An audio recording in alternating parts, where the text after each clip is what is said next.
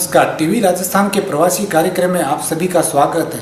दोस्तों, आज हम आपको एक ऐसे व्यक्ति से मिलवाते हैं जिन्होंने राजस्थान का नाम तो रोशन किया ही, लेकिन साथ साथ में वो किसी परिचय के भी मोहताज नहीं है कि उन्हें हम आपको आज परिचय दें कि भी वो आज हम आपको उनसे मिलवा रहे हैं।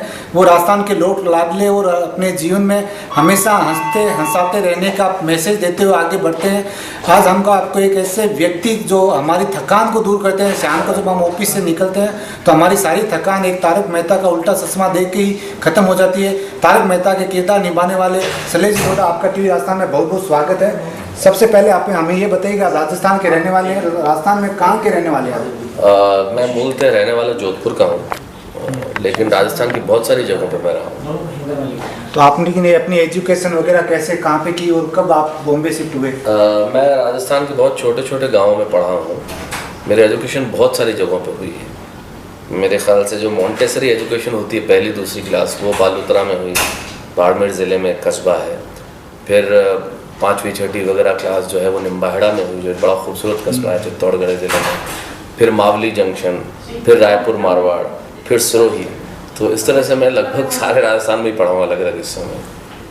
तो आपने राजस्थान का लगभग बचपन में ही अपनी एजुकेशन के माध्यम से राजस्थान को परख देख लिया आपने? जी जी जी। तो उसमें उसके बाद जब आपने एजुकेशन कहाँ तक वहाँ पे की और आप बॉम्बे कब आए थे? मैंने ग्रेजुएशन किया साइंस में, फिर LLB की 2 साल, दोनों साल यूनिवर्सिटी टॉप भी किया था। फिर फाइनल ईयर में 3 पेपर देने के बाद 6 पेपर होते थे। चौथे पेपर में अचानक मुझे ज्ञान की प्राप्ति हुई है। बैठ के परीक्षा हॉल में, भाई मुझे वकील तो नहीं बनना है, तो मैंने पेन बंद किया, मैं बाहर आ गया। मैंने कहा भाई मुझे कुछ और करना है। इच्छा बहुत थी वकालत करने की कि मैं करता, लेकिन लॉ की पढ़ाई उसके मैंने एग्जाम, पता नहीं कि एग्जाम हॉल में क्या सोचा कि नहीं मुझे तो कुछ, और मैं इस तरह से उठ के बाहर आ गया। तो 3/4 LLB की, फिर मार्केटिंग मैनेजमेंट में PG किया, post graduate diploma in marketing and sales management, which is equivalent to MBA। तो वो भवंस मुंबई के एक राजस्थान सेंटर में किया था। तो पढ़ाई जो है इस तरह से हुई। और मुंबई तो अब तो बहुत साल हो गए, कब बस गया पता ही नहीं चला। लेकिन आज जब पहला शो आया वाह वाह, तब मैं मुंबई में शूट करता था, फिर आ जाता था, शूट करता था, फिर आ जाता था, इस तरह से। लेकिन उसके बाद तो कॉमेडी सर्कस और कॉमेडी का महामुकाबला और बहुत खूब और क्या बात है और तारक मेहता, तो फिर पता ही नहीं चला कब मुंबई में रह गया। मतलब आपको मुंबई से हटके पीछे जाने की जरूरत नहीं रही? आप ऐसा ही समझ लीजिए, बाहें फैला के मुंबई ने कहा कि भाई आ जाओ, तो हम वहाँ रहे, तो वहीं रुक गए। लेकिन एक चीज़ हम आपसे जानना चाहते हैं, जैसे आपने बताया LLB की हमने, और फिर मार्केटिंग 3/4 LLB। हाँ, तो मार्केटिंग में आपने मैनेजमेंट का कोर्स किया, लेकिन ये कवि वो आपके हृदय में कैसे आया? क्योंकि इसके लिए आपने कुछ अलग से कुछ नहीं किया था। नहीं, देखो, कविता, अभिनय और कला के लिए कोर्स से नहीं आती है सब चीज़ें, ये तो फोर्स से आती हैं उसके हैं। तो जो ऊपर जो खुदा है वो बैठा है, वो भेजता है। मार्केटिंग पढ़ने के लिए पढ़ाई की, लॉ पढ़ने के लिए पढ़ाई की, विज्ञान पढ़ने के लिए पढ़ाई की, लेकिन ये चीज़ जो मैं कर रहा हूँ उसके लिए कोई पढ़ाई नहीं की। ये शौक़ कैसे पैदा हुआ सवाल नहीं है, इसका उत्तर ये है कि ये शौक़ लेके ही मैं पैदा हुआ था। तो जब 6-7 साल का था तब से ही तुकबंदी कविताएं शुरू कर दी थी, और 9 साल की उम्र में तो स्टेज पे आ गया। तो उसमें एक्टिंग भी, आपने कविताओं के साथ एक्टिंग भी शुरू हुई, तो ये सब गॉड गिफ्ट मानते हैं या आप अपने कुछ इसके लिए अलग से प्रयास किया था? Absolutely God gift.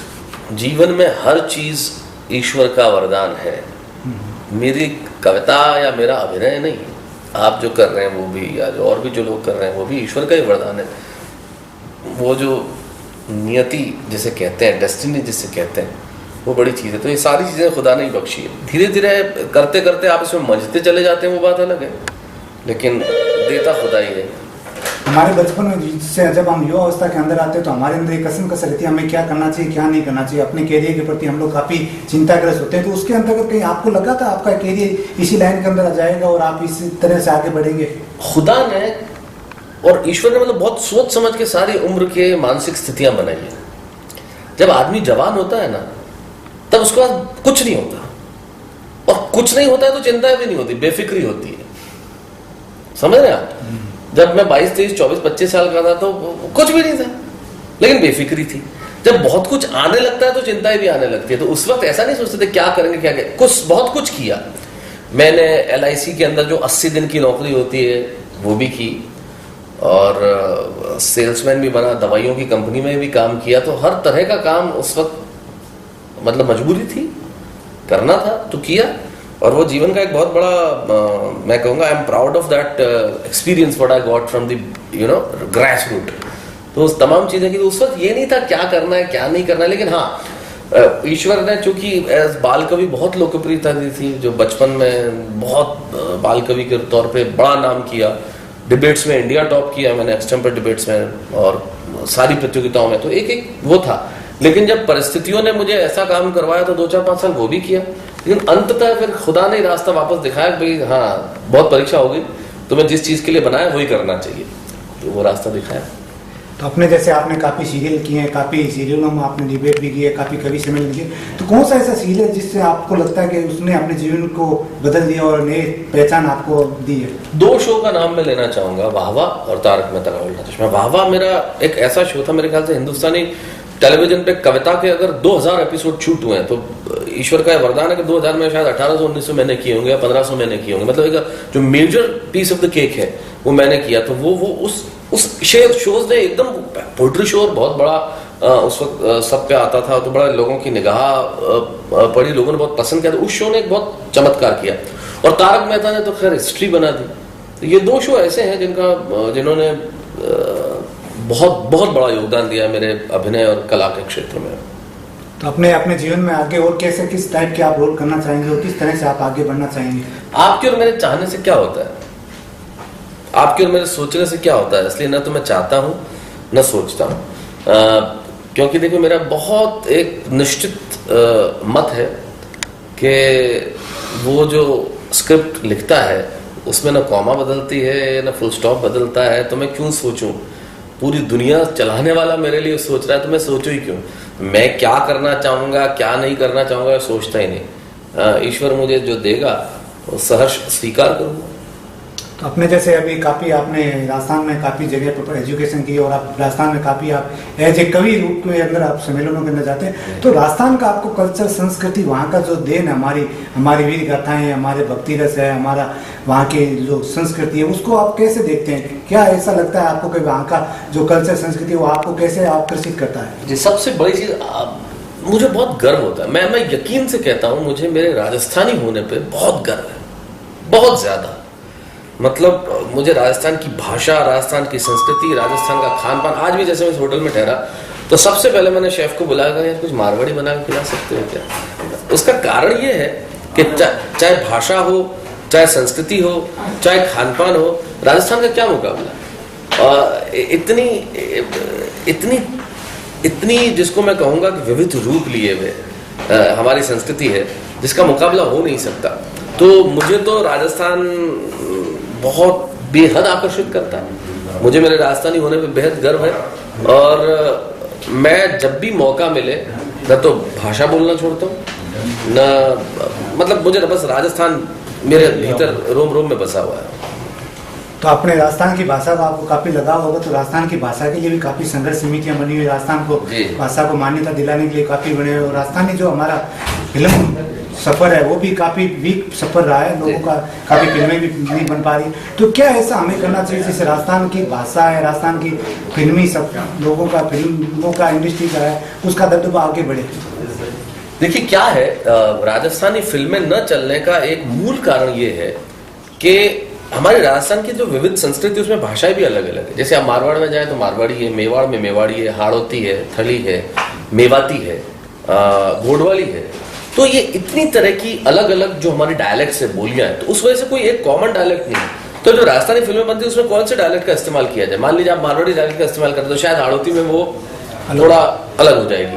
तो मेरे ख्याल से ये एक मूल कारण है। और वो जितने प्रदेश जहाँ पे हिंदी मुख्यतः बोली जाती है वहाँ स्थानीय भाषाओं में फिल्में थोड़ा इसीलिए नहीं बन पाती। लेकिन अगर आप अच्छा कंटेंट दें तो मेरे ख्याल से वो सुपर हिट होगा। तो जैसे पहले जो हमारे कुछ फिल्में बहुत सुपर हिट रही बनी और मुझे याद है, और मेरे ख्याल से आज भी अगर हम अच्छा कंटेंट हमारे कल्चर को ध्यान में रखें तो निश्चित तौर पे लोग देखेंगे। तो कभी आपको राजस्थानी फिल्मों करने का मौका मिले या आप कभी राजस्थान के लिए कुछ करना चाहेंगे? जरूर करना चाहूँगा राजस्थान के लिए। फिल्में नहीं, मतलब फिल्में तो एक चीज हो गई, एक पार्ट ऑफ इट हो गया, लेकिन राजस्थान के लिए मुझे कुछ भी करने का मौका मिला तो मैं करना चाहूँगा। मैं कोशिश करता हूँ कि मैं करता रहूँ। तो अपने जैसे आपने बात की राजस्थान की आपका लगा हुआ है, तो आपका राजस्थानी जो मेन खाना है जिसको हम लोग कहते हैं, वो क्या आपको मेन पसंद है? मुझे तो दाल बाटी बहुत पसंद है, चूरमा बहुत पसंद है। मुझे हमारे गट्टे की सब्ज़ी, हमारे जो घर में बनती है हमारे बड़ियों की सब्ज़ी, हमारे राबड़ी और पापड़ मेथी, और ये जो हमारे राजस्थान का जो चीलड़े की सब्ज़ी और पितोड़ की सब्ज़ी जो हमारे मारवाड़ में होता है। But I am trying to tell you whatever is cooked in my home, और मतलब राजस्थान में जो भी बनता है मुझे पसंद है। मैं भी जयपुर में, आप यकीन मानिए, एक प्रोग्राम में गया, 5 स्टार होटल में शो होते हैं, वहीं हम रुकते हैं। 5 स्टार होटल में शो के बाद लोगों ने कहा भोजन करिए। मन का नहीं सर, मुझे कहीं जाना है। कहाँ? मैंने उनसे नहीं बताया कहाँ। मैंने कहा ड्राइवर को गाड़ी निकालो। हमने सीधा गया और जो बस स्टैंड के पास जो दाल बाटी की दुकान बनी हुई, कोई पहचाने उसके पहले अंदर घुसा, दाल बाटी खाई, छोड़ के और बाहर निकल गया। ये इतना प्यार है मुझे राजस्थानी फूड से and everything what belongs to Rajasthan. तो राजस्थान का जो हमारा घूमर नृत्य है वो काफ़ी अभी पिछड़ा हुआ रह गया है। लोगों को पता नहीं है घूमर कैसे की जाती है, लोगों को घूमर के बारे में नॉलेज नहीं है। तो उन सब चीज़ों को हमें अपने युवा जनरेशन को बताने के लिए हमारा संस्कृति क्या, हमारा कल्चर क्या है, जो हम प्रवासी तौर पर जब लोग बाहर बच गए हैं तो अनभिज्ञ हो गए पूरे राजस्थान की कल्चर संस्कृति, तो उनको हम लोग कैसे आगे बढ़ाए कि वो भी उस चीज़ से अनभिज्ञ न हो, उसको जाने कि वो लोग बाहर से देखने के आते हैं राजस्थान का कल्चर, और हम लोग राजस्थान के होकर राजस्थान के कल्चर से अनभिज्ञ रहते हैं। तो नहीं, मुझे नहीं लगता कि घूमर उमर को पीछे रहेगा, पीछे नहीं रहा। मेरा ख्याल से राजस्थानी संस्कृति दिन दिन मतलब पूरा, आप देखिए लोग बाहर, अगर आप apart from Rajasthan other states में जाए तो हमारी संस्कृति के प्रति लोगों को बड़ा लगाव है, देखते हैं। और आज भी आप जाइए गाँव में अंदर, आपको मारवाड़ी गाने मिलेंगे बजते हुए। और हमारे जो स्कूल कॉलेजेस के अंदर आज भी जो हमारे लोक नृत्य होते हैं, जो फोक डांसेस होते हैं, वो बड़ा कमाल के हैं। चाहे घूमर हो, चाहे सुवटी हो, या लड़ली लूम्बा जुम्बा हो, या जो भी हो। और वो आई डोंट थिंक वो पीछे रह गया, वो हमेशा बना रहेगा। संस्कृति इस तरह से संस्कृति का क्षय नहीं होता। ये जरूर बात है कि नई पीढ़ी में उसके प्रति कितनी रुचि है। शायद उसका कारण ये है कि नई पीढ़ी बहुत रातों रात वो सब कुछ पा जाना चाहती है जो टेलीविजन पे दिखता है। वो मेरे ख्याल से वो पश्चिम की तरफ भाग रही है। लेकिन जब एहसास होगा अंततः तो वो लौट के तो यहीं आएंगे। आदमी जड़ा छोड़ के कहाँ जा सकता है? जैसे अपने मायर भाषा के अंदर, अपनी जो भाषा है उसके अंदर आप हमारे युवाओं को क्या संदेश देना चाहेंगे? मैं वही कहना चाहूँगा कि अपनी भाषा, अपनी संस्कृति, આપણો ખાનપાન, આપણા કપડા, આપણે એમાં ગર્વ કરવો चाहिए। और आप राजस्थानी है, आओ भाव दिल में सब ज्यादा मुखर उभरना चाहिए। क्योंकि भगवान बहुत कम लोगों ने भाग देवे कि राजस्थान में पैदा हुए। जैसे तो कोई लिखियो, आ तो सिरगा ने सिरमावे, इन पर देव रमण ने आवे, इन जस नरनारी गावे, आ धरती धोवे। बहुत बहुत धन्यवाद भारत जी, आपने अपना कीमती समय दिया शैलेश भाई जी, और इसके लिए आपका बहुत बहुत धन्यवाद। धन्यवाद गौरशंकर, बहुत बहुत धन्यवाद, थैंक यू।